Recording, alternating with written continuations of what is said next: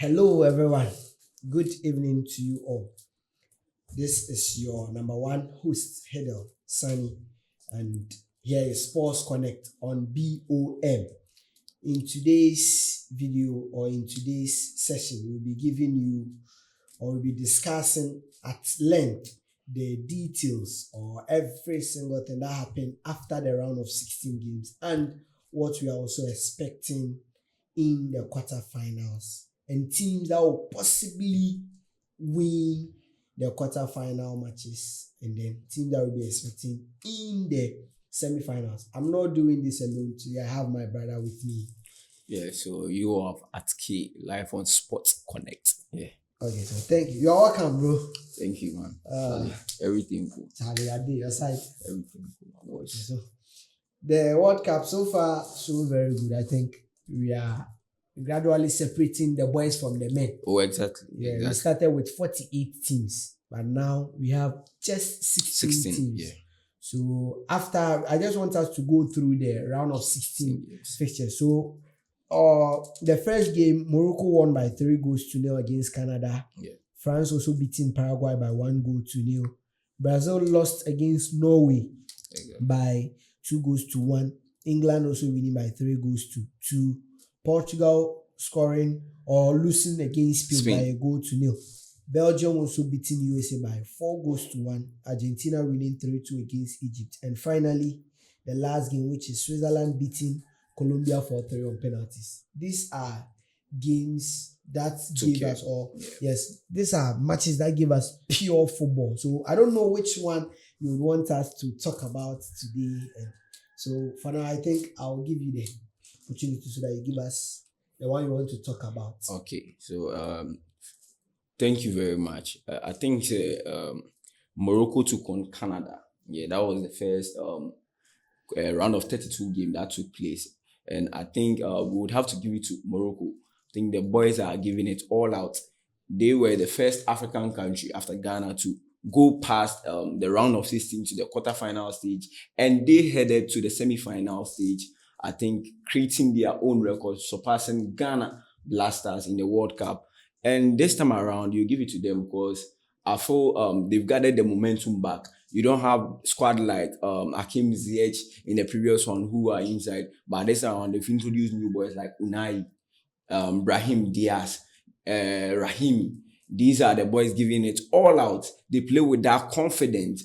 Some people are trying to label them as the African Brazilians. So it used to be Black Stars, but I think the Morocco guys are taking the title from us. You see the approach to the game. Anytime they are playing, they have this confidence. They have this can-do spirit. Even after scoring 2 against Canada, usually when African teams do score 2, especially in this tournament, you see them fumbling and bottling at the very last end of the game. But here lies the case, this Morocco team, they do not depict that character, that African mentality character. Their mentality is different. As they scored 2 against Canada, I thought they were going to sit back and defend, but mind you, they went on to score the 3rd goal. I'll give it to Brahim Diaz. Since he actually chose Morocco over Spain, he have proved to them that anytime that he wears the Moroccan jersey, he's ready to deliver for them. And we'll give it to Morocco. Congratulations to them. They face France next.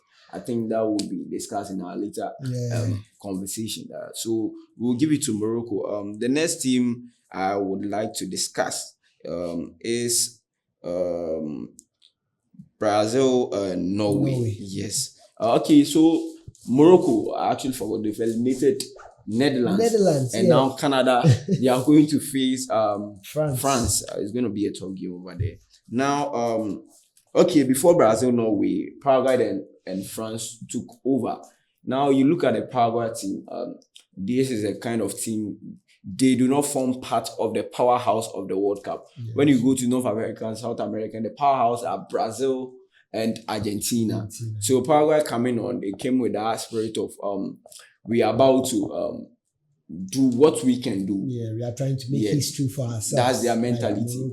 And they did well, scoring 1 against Germany. They were able to defend till the game closed. They scored Germany 1-0. I think it was on penalty shootout. Germany equalized through Kai Havertz and then they won on penalties.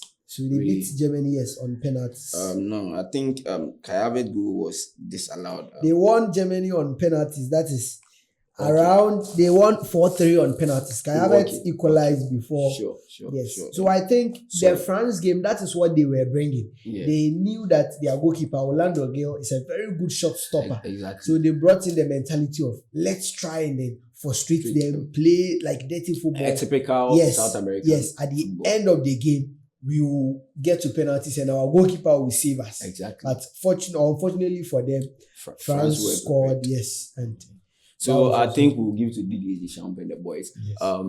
Previously, in the 2022 World Cup, if you watch their game against Argentina, they actually went in the mind of attacking football. Argentina prepared mentally to actually bully them on the field of play and attack them as well. So France weren't prepared, and I think they took that inspiration from there. So going forward, they've learned that if you are coming to play a dirty game, we are also ready to play a dirty game. If you are ready to play an attacking football, we also play an attacking football. So that's what Kylian Mbappe said. I think Checky also made those kind of comments. After the game, Mbappe said, no matter what team they play, they will play according to how approach. You are bringing. So if you want to play good football, they will come with. But if you want to play the other way around too, they will play with. So I think there was this tactical approach by Didier Deschamps by starting Bakola, because Doué was kind of fumbling in the first half of the tournament. I feel like it's lack of experience. But anytime he comes out from bench, I think he studies the game, he monitors the game, and he's very sharp, quick on the ball. You could see that ball that was actually given as a penalty to France. That was the only goal France scored, and I think he was instrumental. How he was able to get a foul in a penalty box. You get few players who can do that in this modern day generation. You have Lamine Yamal, Vinicius Junior, Brahim Diaz, players with those magic foot in the box. And he actually got the only goal for France. So I'll give it to France. They seem to be the most serious team in this tournament aside Argentina. Because if you've watched the games from group stages, they've not lost a single game. They've not lost track. They've not lost concentration. They even scored the mighty Norway team. 3-1 or 4-1. It was 4-1. I think France is a very difficult side. Morocco would have to do more against them in their upcoming games. Now, Brazil. Honestly, I want to say this. The reason why I will give much respect to Didier Deschamps is we saw the Belgium's golden generation, which had Eden Hazard, Romelu Lukaku, Kevin De Bruyne in his prime years. But yes, these people or this coach, that's Roberto Martinez, was not able to utilize them very well. He was not. And then they went on, their best was even third place, that is in the 2018 World Cup.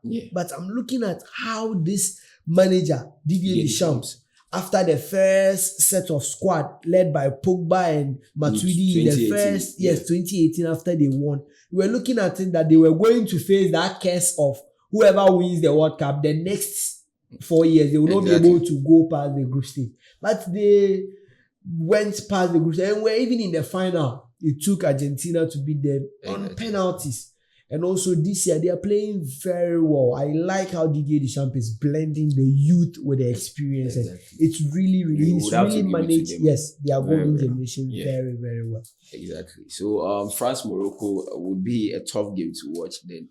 Okay, so I'll thereby talk about Norway and Brazil. Norway facing Brazil. You know, Brazil is one of the most... Brazil is the powerhouse of the World Cup. Sure. They've won it the most, 5 World Cup. So Norway facing Brazil. Brazil were coming to defend their heritage in football, right? And Norway was also coming from the anger. Because since the famous 1998 World Cup won by France, that France won 3-0 to Brazil in the final. It was the famous featuring Ronaldo Nazario, Thierry Henry, Ronaldinho, Nedved. You could see those squad in the 19. So it's been a very long time that Norway participated in the World Cup. And this time around, they've come on to qualify past the group stage to the round of 16 and now to the quarterfinal. And this is their first time. You give it to Erling Haaland. Because if before this game, anyone predicted Brazil to lose against Norway, no one would have actually believed. And even interestingly, Erling Haaland himself, he said it. He said he knows Brazil are the favorite, Exactly. but they will try their Their best, best. and at the end of the day, they will try to make history. Exactly. So I think they are also doing well. And looking at Erling Haaland, he is a goal machine. So for Erling Haaland, I agree with him. He is also the player who reached fastest 60 goals in international football in just 53 we have to talk games. about Erling Haaland. Honestly, 62 goals in 59 caps for the Norway national team. It's outrageous. So the last time they asked him a question that what has been his dream as a striker, he said his dream is to start a football match, first 5 touches, and he scored first 5 goals. Exactly. So you see the mentality. He was born to score. This is in a the guy box. who introduced himself to the world by scoring 12 goals in a game. Yes, around that was Norway. Yes, that's when they interviewed him and they asked him who inspired you to play football. He said, I want to meet Cristiano Ronaldo and tell him that thanks to him, I'm a footballer now. So if you idolize Ronaldo, you are destined for greatness. Your goal is anytime to win, to break records. And I think Erling Haaland have taken the boot of Cristiano Ronaldo and he's doing it at its best. Because this is your first ever World Cup. Scored 7 goals, even in the knockout stage. You've sent Norway to their first ever quarterfinal. Yes, in the history of the World Cup. Good. So approaching the England game, I think it's going to be a very tough one for them. Yeah, sure. You'll get there. They have every means to be proud of themselves, whatever the result or like the Egyptian national team. Exactly. Prior to this tournament, they had never won a World Cup game. But they won, even qualified to the round of 32 to the round 16. Before this World Cup, they had only 5 goals. Yes. 5 goals. So yesterday they were right when they got to their hometown, Egypt, you could see that they were really, their fans were really proud of them. Cape Verde, I think they did, how do we call it?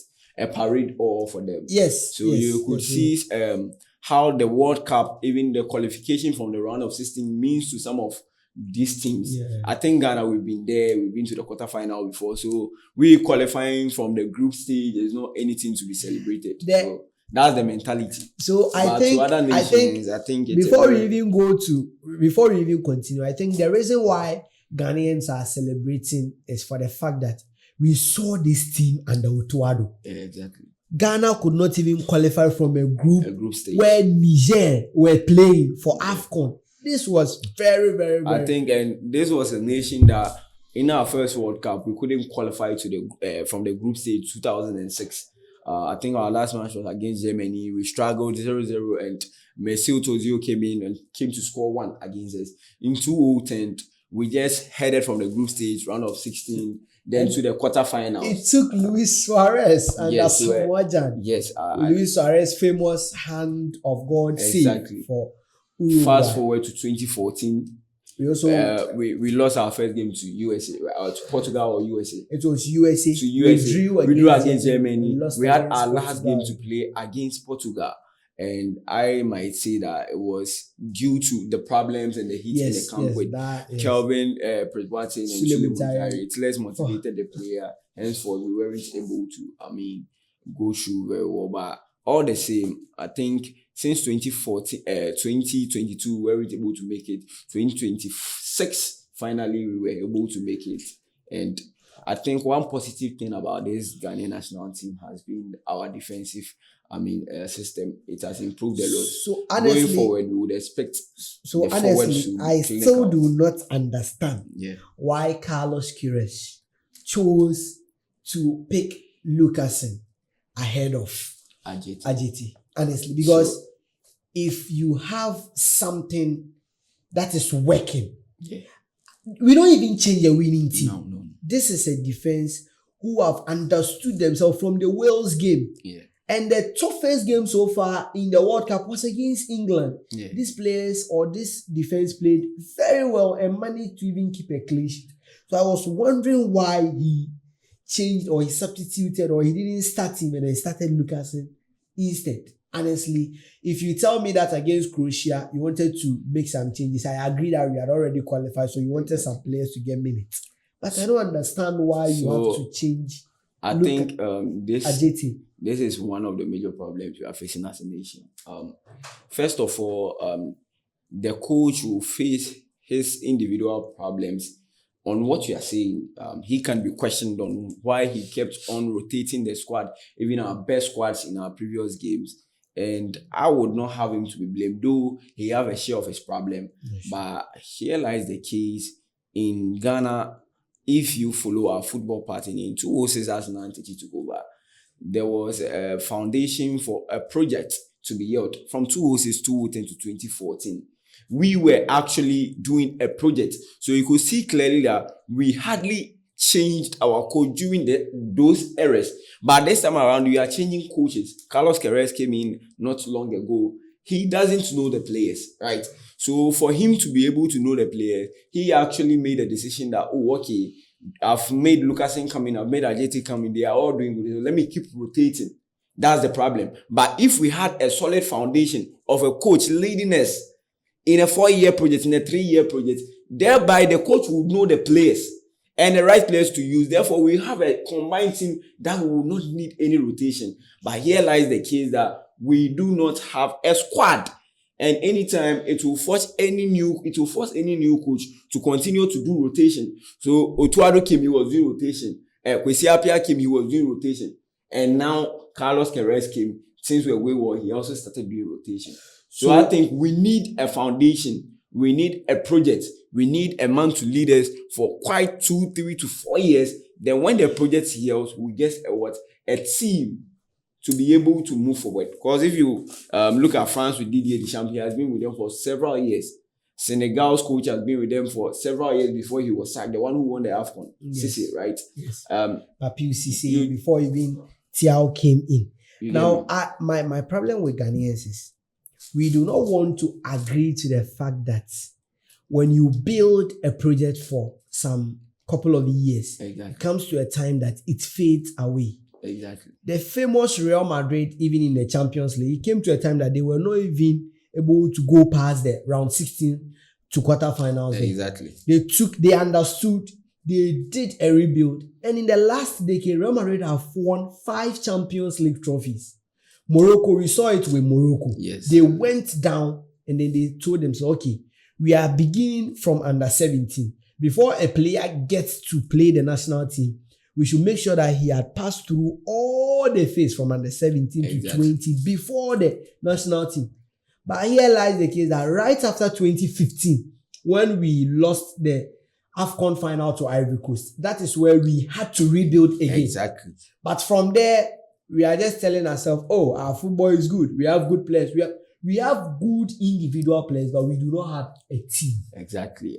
You take Morocco as an example. Mohamed in 2007, I think Mohamed VI Yes. actually invested in reshaping the football structures of Morocco. They started building how do we call it? Stadiums. They started building turf to grow these young talents. And now see where they are. Morocco came in the AFCON, they were dominating AFCON. If reached a time Morocco was not doing more in the World Cup, we need to qualify for the World Cup was a difficult task for them. But now see how the projects are fielded for them. And everything indicates that now that all 9 African teams are out and we are left with Morocco, even if France beats them tomorrow, they still hold their record for the only African team to get to the semi-finals. Because this year, all African... And they've actually done a record of participating in the only African team to participate in the quarterfinal. Back to back.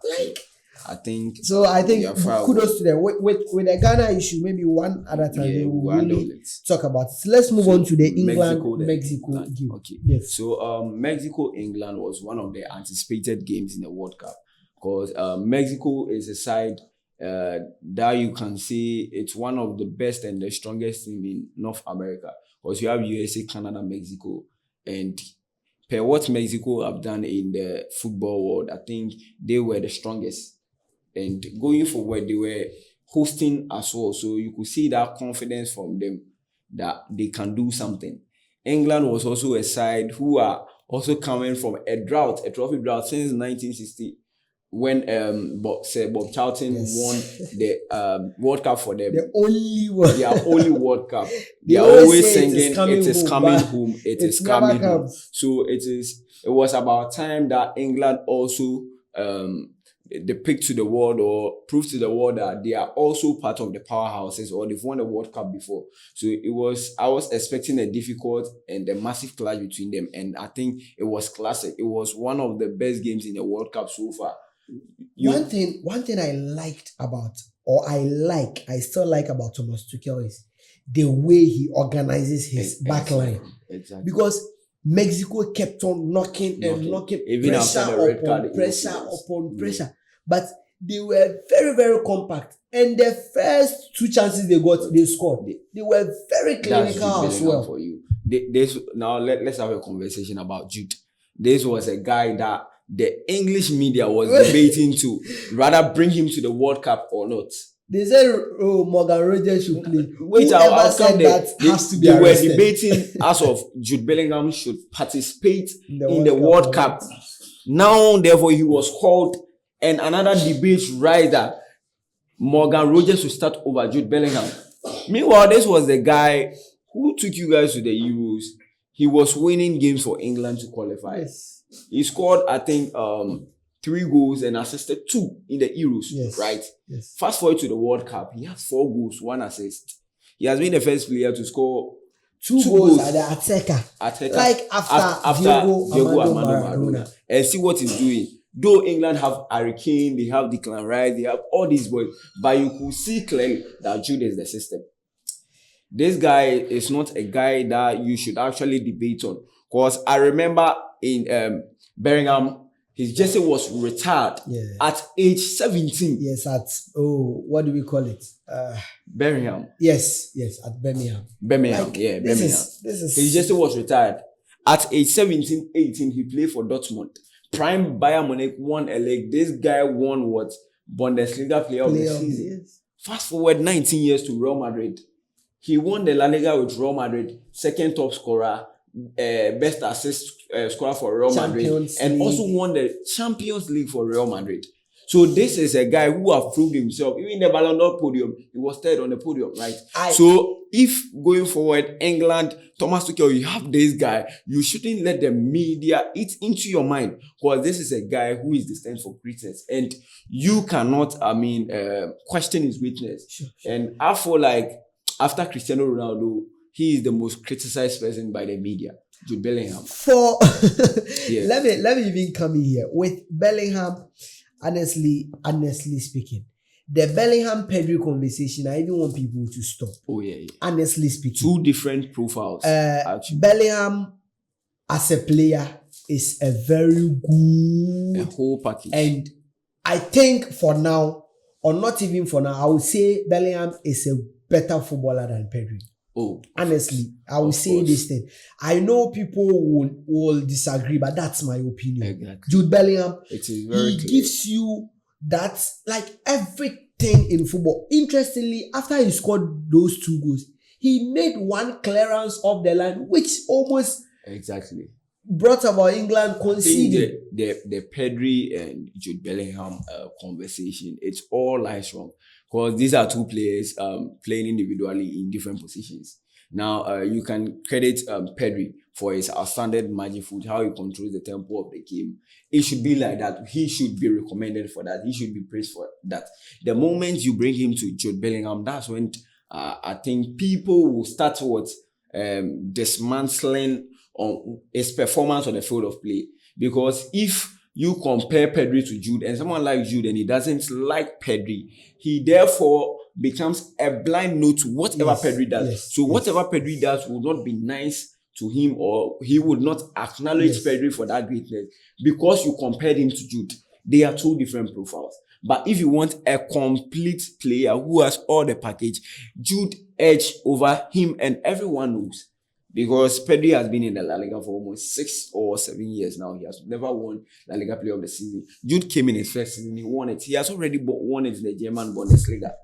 When Jude scores, the conversation is, he only scores goals, he's a striker. When he assists, you tell me that, he doesn't give passes a lot. But as a creator that you people say Pedri is a very good player, a fine player. But here lies the case, when it even comes to assists, Jude Bellingham edges over him, ball recoveries, interception. So with the Pedri and Jude Bellingham conversation, it's always wrong because Pedri is a different player. He's an extraordinary player. He should be praised for that. But comparing him to Jude is very, very wrong. With that, I think you are very right. You are very right. I think that conversation needs to just stop.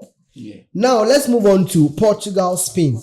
Portugal, Spain. Portugal lost, and let me just add this one after 2006, 2010, 2014, 18, 22, and 26. Cristiano Ronaldo says he will not be playing in the next World Cup, which is 2030.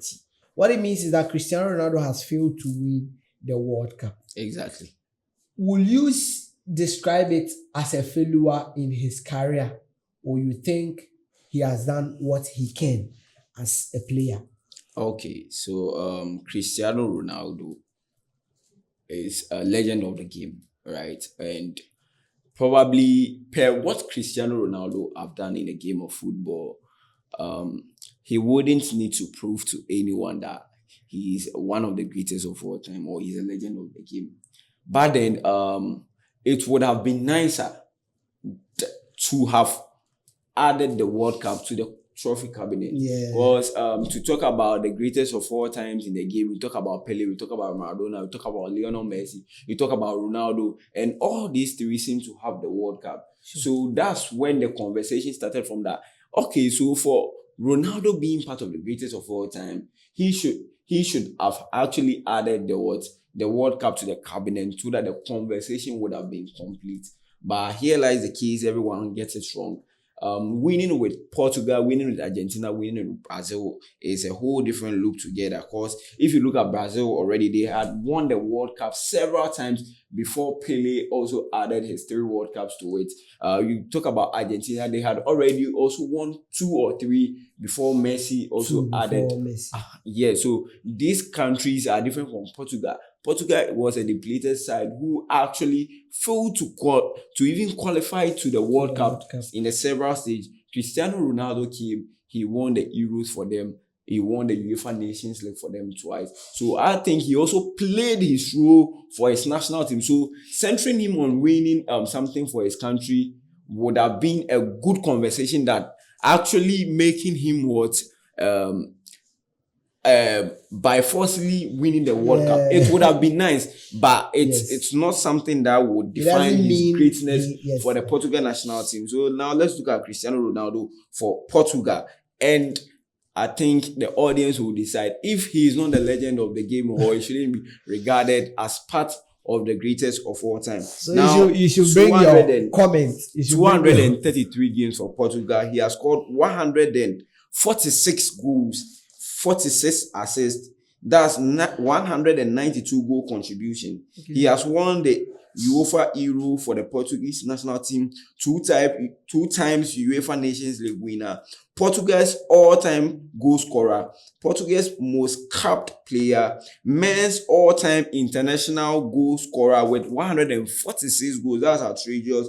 Most international appearance in men's football, and the first player to score at 6 different World Cups. And one last thing, this World Cup that we are playing, that he doesn't have the trophies. When it comes to goals at the World Cup qualifiers, he is the man with the most goals at the World Cup qualifiers, and this alone actually qualifies Ronaldo to be part of the greatest of all time conversation. You may like Messi, you may like Pele, you may like Maradona. That doesn't mean you should hate the greatness of Cristiano Ronaldo.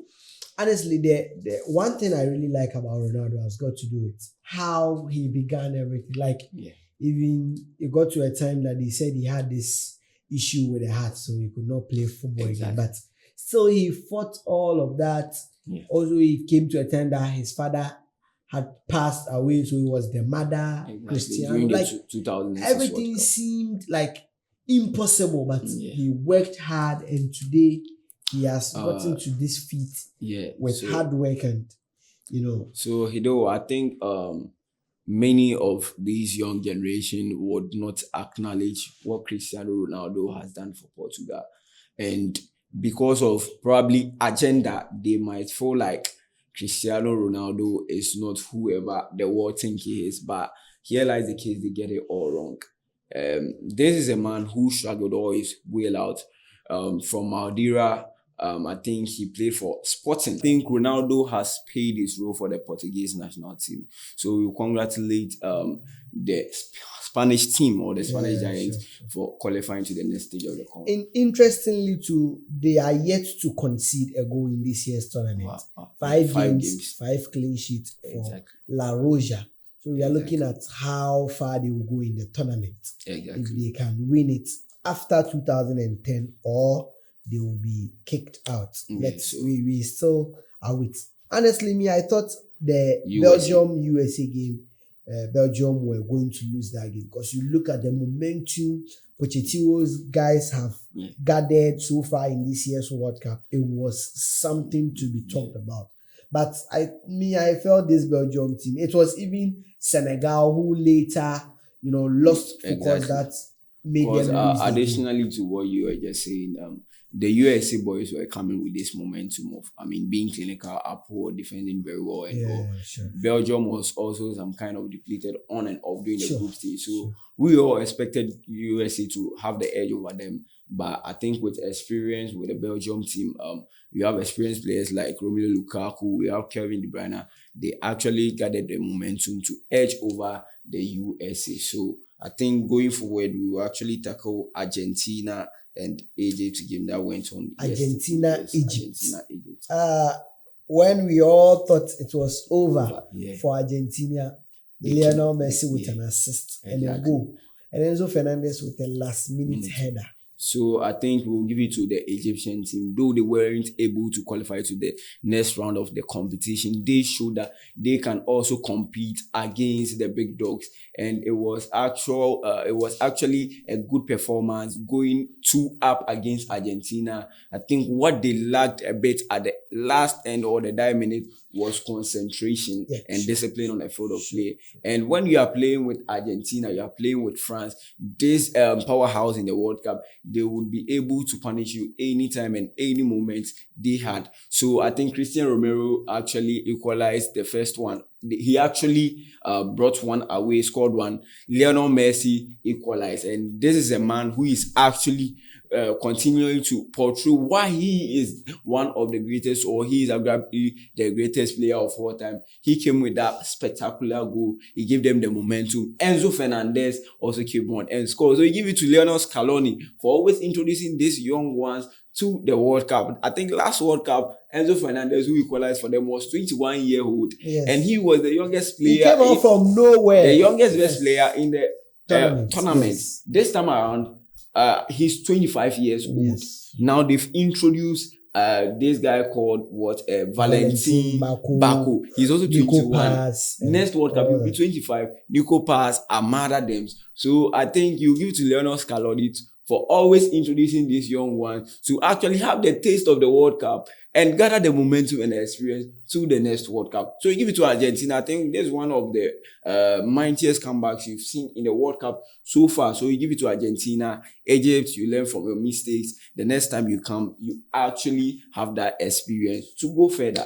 But Egypt, they've done well. They've done well, I think. Their first time of winning a World Cup game. Yeah. Also managing to qualify to the round of 32 to the round of 16. Yes. They've done well. They've done well to be beaten against the world champions. I think the only negative in the game was the last incident that actually led to the Mohamed Salah. On Mohamed Salah. I think whether it's being a foul or not, the VAR needed to come in because VAR came in for this kind of reasons and the referee does not see them. Exactly. From my angle, there was a contact, but Mohamed Salah lost the ball before the contact. Irrespective of that, according to the IFB laws, because there was a contact, there should have been a conversation around it. The VAR needed to be checked, but in this actual conversation, it wasn't checked, and it has led to so many controversies online.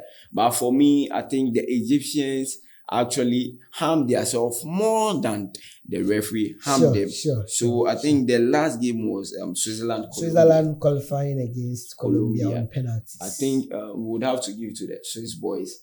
No one expected them facing this powerful Colombia team who actually topped their group stage, actually had the edge over Ghana Black Star team. They faced Switzerland, a side who have also been quite okay. They've given an okay performance in this World Cup, and no one was expecting that blow from them. I think they did it against Colombia, defended very well, and actually pulled the game to extra time and definitely to penalty. And that save from their goalkeeper was yes, one of the most underrated goalkeepers. Yes, I think in the World Cup so far, in the modern world of football. And even he plays for Dortmund in the Bundesliga. He's one of the active, most underrated players. Like he is a very good shot stopper. But let's see what happens. Now let's wrap up quickly with the quarterfinal fixtures. Tomorrow, it will start tomorrow with the first game being the Atlas Lions of Morocco versus the Le Bleu of France. What is your take on that? Who do you think will? I think it's going to be a difficult game, irrespective of the pedigree of both clubs. Because if you take France, they are the 2 times winner. They have participated in 4 different finals in the World Cup. So if you are giving the edge, the favorite, you give it to France. You take Morocco, who actually started this project from 2007. When Chained Mohamed Dissit actually started the progress of the national team, and they have come in to actually participate in the semi-finals where they were eliminated by same France. This time around, they face France in the quarter-final stage of the competition. So they are going to gather momentum and actually face France. It's either France is going to beat them for the second time in the World Cup, or they are also going to eliminate France. So the question here is going to be is Morocco going to manage a back-to-back semi-final for the first time in the history of African football and the World Cup, or France will beat them? You should drop your predictions as well. For me, honestly, I think I will go a 3-1 France. Kylian Mbappe to score, and I think that is for me. Yes, Kylian Mbappe to score for France. A 3-1 or a 2-1. It is not going to be an easy game like my brother said, but I think France. For me, I think France will go through. Now to the next game, which is Spain versus Belgium. That will be on Friday. Spain, Belgium. Yeah, so there's going to also be a cracker, irrespective of Belgium form. They know how to play the World Cup. They've done it before in 2018. And Spain is also one of the countries people rooted as a favorite. As we discussed earlier on, they've not conceded a goal. So going in forward, Belgium will need clinicality on the field of play against Spain. If Belgium are able to score 2 goals against Spain, they would be able to eliminate Spain. But if they are not able to score 2 or more against Spain, they will have themselves to be questioned, because this is a team led by De La Fuente, who has a lot of options in the lives of Lamine Yamal up front, Oyarzabal, Ferran Torres. Anytime, any day out, they would be punished. They would punish you as a team if they have their day. It's going to be a tough game for both sides. But I think Spain has the edge over Belgium. But watch out, Belgium can pull a surprise. But all things being equal, favorites are the Spain national team right now. Yes. Yeah, sure. I think Spain also has an edge over the Belgium national team. But like you said, surprises are in football. Exactly. So let's see if it is going to be for the Spanish national team or the Red Devils of France. The next game will be Norway on Saturday. That is Norway will be coming up against the 3 Lions of England. This kind of game is going to be a fantastic game to watch, because Norway has one of the best strikers in the world right now in the form of Erling Haaland, who has scored 7 goals in this particular tournament. Wow. England also have one of the best strikers, one of the prolific strikers in our squad, in the man of Harry Kane. So all these 2 squads has these 2 personalities who would punish you any day, any night, if you just mistaking yourself in the box. Now, to talk about individual qualities, that's when England edges Norway. When it comes to experience, England edges Norway. So these both teams, what they do have in common is they do have prolific forwards. Yes, sure. They also have this They also have good attacking midfielders. Odegaard here and Bellingham too there. Yeah. And they also have one similarity, being it the hunger to strive. Norway is actually going to play in their first ever quarterfinal. England is also urging to qualify for their first World Cup final, or to play or to win their first ever World Cup after the 1960 World Cup. So there is going to be a cracker. We are hoping forward to have a fantastic game to watch. Yeah. Sure. So, but I think on this one, England also has a slight edge ahead of Norway. We are not underrating Norway, but I think with this one, Thomas Tuchel and his boys will get it. Exactly. That is what I think. The last game will be Argentina will be coming up against Switzerland. Okay, so I think this game is going to be an headache for the FIFA president. Because we all know that massive respect he has for Argentina, the massive love he has for Argentina. Playing against his homeland country is going to be a difficult game. You wouldn't underrate Switzerland, but this time around, I think the Argentines will have the edge over Switzerland in this particular game. Because if you have Lionel Messi, you have players in the form of Enzo Fernandez, Julian Alvarez, facing Mbulu and the rest, you should have the edge over them. So I'm rooting for Argentina in the semi-final stage of the competition. Yeah. So Argentina. So looking at the predictions now, we are predicting Argentina, England, Spain, and finally France in the semi-finals. What do you also think? You can bring it in the comment section. Which team do you think will pull out a surprise in this semi-final fixtures? We will come back and then we will discuss. By next week, everything will be in place, whether there will be surprises or the same team will go through to the next round. So I think we will bring our conversation here today. Please, any shout out to any friend or family or any. I think shout out to everyone watching. If I'm giving shout outs to people individually, we will not finish this show. So then shout out to anyone watching. SoccerNet. Yes, it will bring you live content and sporting content every day, any day, anyhow. So just watch out. Yeah, so like you said, this is BOM on YouTube. Do not forget to subscribe, share, tell a friend that Sports Connect is here to stay. And then also you should like, comment, share. Please bring your comments. Comments are very, very, very nice. And also the predictions too, you can also bring yours. And this one to shout out to every other person watching us today and all my students out there. Yes, shout out to you all. On today's segment, I had my brother at K who helped me out, and surely there will be more of this. Bro, thank you very much for coming. Surely see you some other time.